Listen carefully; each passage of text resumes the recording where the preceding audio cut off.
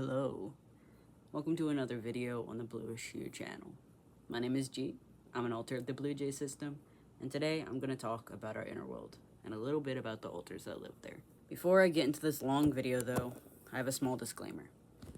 We recently saw a Twitter post that claimed that DID rep is just alter intros nowadays, and it's no surprise to seen as the alter disorder. While we both agree and disagree with certain parts of this point, we must emphasize that the negatives of DID will always outweigh any potential positives, and that it's important to remember that this disorder is just that, a disorder. The child's mind was severely traumatized, to the point where it couldn't develop the same way a non-severely traumatized brain would. And this results in a lot of pain, hardship, and even more trauma for the system. This disorder is not silly or fun, and no one should wish that they had it. They should be grateful that they don't.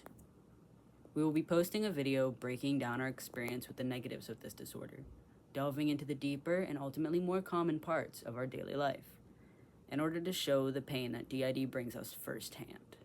Thank you for listening. Disclaimer over.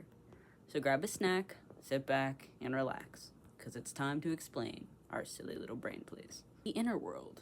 You can see your own kind of inner world if you close your eyes and imagine yourself on a beach. You can smell the salty sea air, feel the sand between your toes, and see the beauty of the ocean waves splashing in front of you. Even if you can't really see all that, it's still pretty comfortable, right? It's actually a useful form of meditation.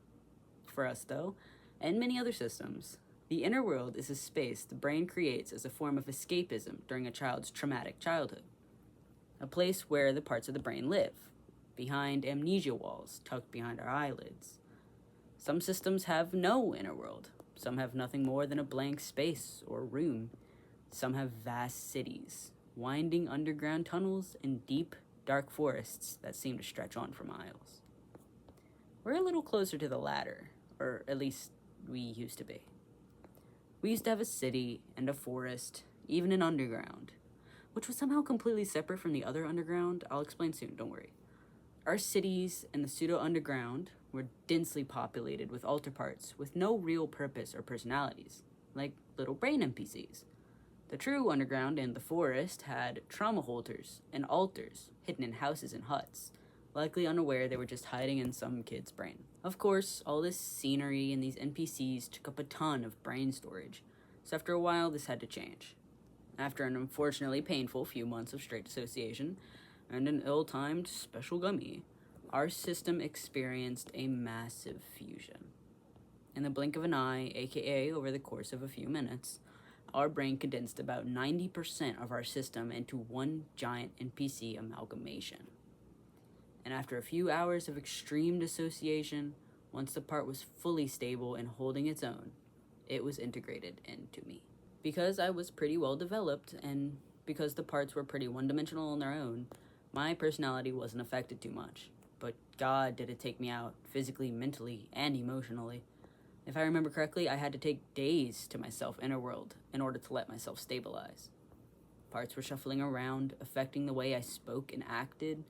Some were splitting off from me and running away, likely because they were more developed, suddenly caught in the crossfire and scared, and I don't blame them.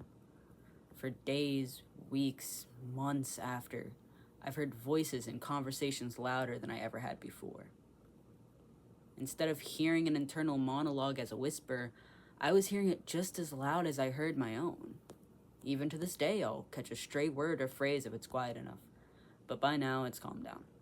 And as you can guess, this heavily affected the system as a whole, including the inner world.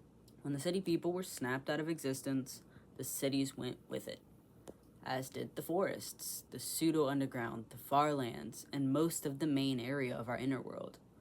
After that, we only had a white void room and a few altars left in it. Thankfully, Alice, Justin, Groby, and I all managed to make it through the fusion, but we did lose quite a few very close parts that day, including the alter that helped Alice birth her child. He was both a doctor and a godfather. We also lost a few others that carried us through some very difficult times. We remember them fondly and grieve in their absence. After the few real-life days of grief and sorrow, we had to rebuild, and it's important to note that some systems are unable to influence their inner worlds at all. But in our case, it's very much the opposite. I have a theory that it's because of our parts that have sources that use magic. But even though we have to deal with the limitations that are set up as to not fill up the brain storage past capacity again, we have full control over our space. Our inner world slowly grew again, of course this time on a significantly smaller scale. The first thing to be created, or more aptly put, replaced, was the big house. A mansion-style home with a greenhouse in the backyard and plenty of rooms. It was the house Alice and Justin's child grew up in. Though he aged very quickly, he'd grow a full year older in a real-life month. We aren't sure why. We all stayed in one room together and slowly started expanding the area around it as the kid got older. We added a beach, a smaller forest, and a pool and fire pit to the backyard. The kid needed a place to play, of course. When he was much older, though, things started changing. Altars passed the host rule around, and we separated the fronting room to another much smaller building outside of the big house. This was the start of the cul-de-sac. And this is where the current inner world layout begins. Yeah, it took us this long to get to the point. I'm sorry. We gotta get the info up to date. Anyway, at some point, the littles started appearing, and our quiet house started getting pretty rambunctious. Our littles ranged from toddlers to teens, and they're all trauma holders.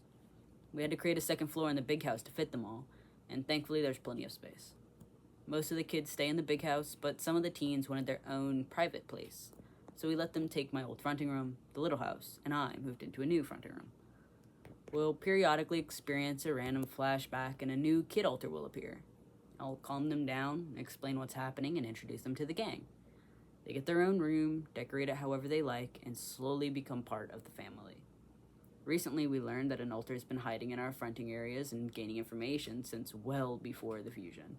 So we decided to give them their own space as well, separated from everyone else. Their choice. So now we have 2 little houses.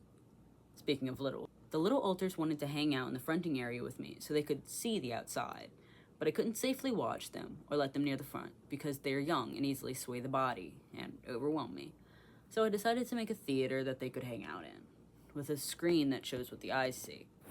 And that cuts off after 9, since that's past their bedtime.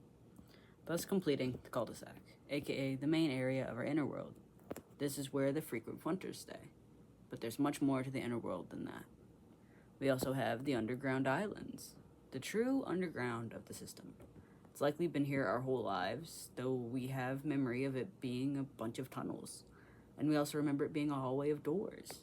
Our previous host remembers walking through a door and entering the main area where he woke up and realized he was a system. This is where he met me. We believe this was a kind of dormancy, but he could have also been front stuck or just lost for real life years. Since then, though, it's been seen as a giant black void filled with floating islands. I have no clue if it's changed since the big fusion, and I'm not itching to find out. That place is super creepy, and I think it's where the most developed trauma holders are hiding after the fusion. It kind of serves as a space in the subconscious right before the furthest part, the dormancy area. Both of these parts don't affect the main inner world or the outside world / the body, and only serve as a fully effective amnesia blockade to our worst traumas. It's basically Finn's fault from Adventure Time, if you know, you know. Oddly enough, though, our dormancy area is in a completely different place, Innerworld. It's actually in a place I call the higher up area, a place above the clouds where a few altars we call the higher ups stay, hence the name. The higher ups aren't actually stronger than anyone else, but they've been around for a long time. They stay in a building that's meant to function as a way to monitor the system internally, including the number of altars, their positions Innerworld, and any fusions, splits, or other changes. They never front, and they watch us all the time. Especially the host / the person fronting, aka me. This is the higher up room.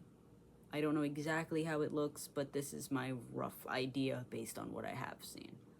There's the main room with the consoles and the screen showing our places. The altars themselves, is little colored dots. And this is how they make sure that we're not doing anything crazy or fusing or anything. There's also the offices where the higher ups stay, and Miss Hugh's room and garden. She's kind of like the top dog. There's also the front stuck room, which I have been in myself more than once. And last but not least, you have the dormancy area and the dormancy door. I have a theory that the dormancy door is actually a portal, and the actual dormancy area is in the underground, but I haven't confirmed this yet. Anyway, this is the full inner world of the Bluejay system. It changes often, so it likely won't look like this for long, but it'll be nice to look back and see where it was later down the line. I hope you enjoyed this video. I took my time with it and really tried to make it entertaining. I do enjoy writing, so I tried to use that to my advantage to make this a little more pleasing to listen to. I hope you enjoyed my gaudy drawings and a little info dump about the inner workings of our brain. Again, I have to remind you all that this isn't just a silly funhouse where all my friends live and party every day. We get trauma flashbacks almost daily. Alters we've never met before and who are scared out of their minds will pop out of nowhere, even if we're busy or in public. I dissociate often, and it could be because of something as simple as hearing something familiar, or as serious as a massive fusion. Sometimes I'll feel different and realize I haven't been fronting for hours and I don't know who I am. Sometimes I'll have fused and I need to manually split myself apart from another part of myself. I'll fuse with trauma holders and get vicious flashbacks of the very traumas that caused us to develop this disorder in the first place. There's a possibility I might one day fuse with my best friends, and me and my partner will have to grieve not only them, but myself.